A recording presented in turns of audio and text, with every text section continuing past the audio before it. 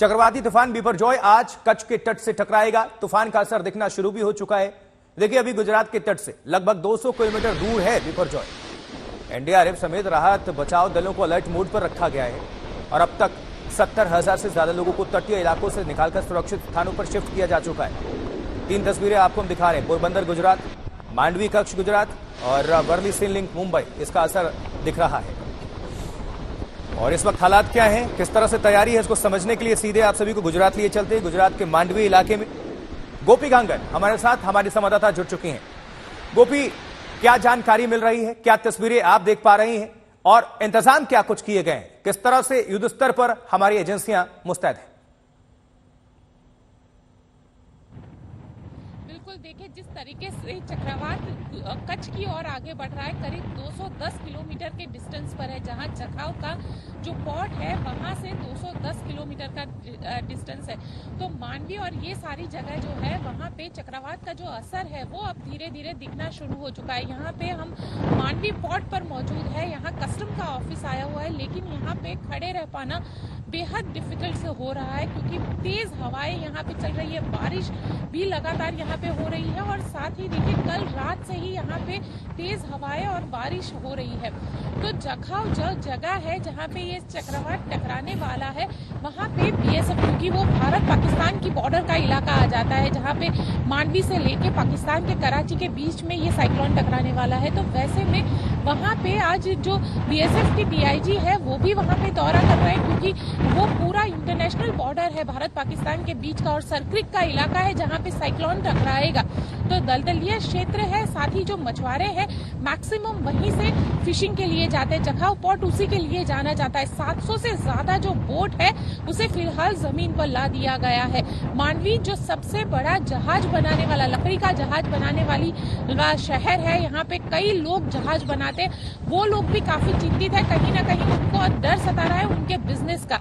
इसके अलावा बात की जाए, 70,000 से ज्यादा लोगों को इस चक्रवात जो बिपरजॉय है उसकी वजह से दूसरी जगह पे सुरक्षित स्थानों पर रखा गया है। मेडिकल फैसिलिटीज को लेकर सारी चीजें जो है उसका ब्यौरा लिया गया है। यहाँ तक कि क्योंकि चक्रवात कुदरत के सामने हर इंसान लाचार है। वैसे में चक्रवात को रोका नहीं जा सकता है, लेकिन चक्रवात के बाद कितना जल्दी रिस्टोरेशन हो पाए उसको लेकर सारी प्लानिंग और स्ट्रेटेजी जो है वो सरकार के जरिए की जा रही है। जो तमाम संभावनाएं हैं, अटकलें हैं, जिसको कयास लगाए जा रहे हैं कि ठीक है, ये तूफान बहुत तीव्र गति के साथ गुजरात में टकराएगा।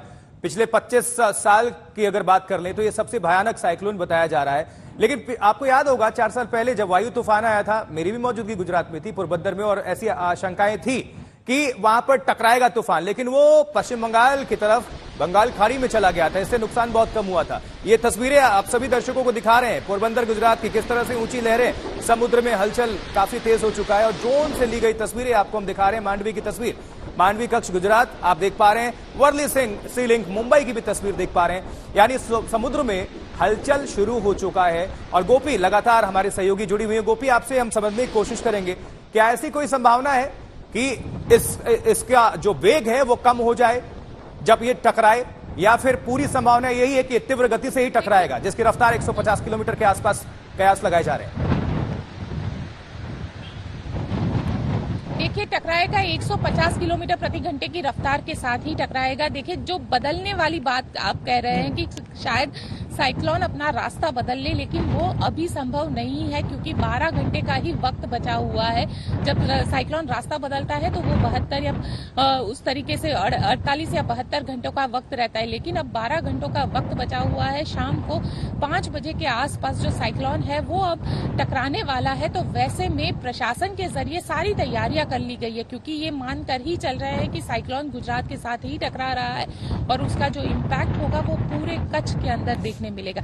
तो वैसे में कच्छ प्रशासन के जरिए भी आज पूरा दिन, आज और कल का 2 दिन के लिए यहाँ पे सिर्फ इमरजेंसी सर्विसेज और प्राइमरी जो चीजें होती है, प्राथमिक चीजें, वही चीजों के लिए दुकानें खुलेगी। बाकी सारा सब सब कुछ यहाँ पे बंद करवा दिया गया है। स्टेट ट्रांसपोर्ट की बस से लेकर ट्रेन जो है वो भी कच्छ के आसपास नहीं आ रही है। यहाँ तक कि फ्लाइट जो है एयरपोर्ट को भी काफी दिनों से बंद कर दिया गया है। लगातार देखिए यहाँ पे सबसे बड़े पोर्ट्स आए हुए हैं, अदानी पोर्ट है, कंडला पोर्ट है। ये दोनों ही पोर्ट पर फिलहाल जो है जितने भी बड़े जहाज थे उनको समुद्र के अंदर भेज दिया गया ताकि उसको साइक्लोन से कम नुकसान हो।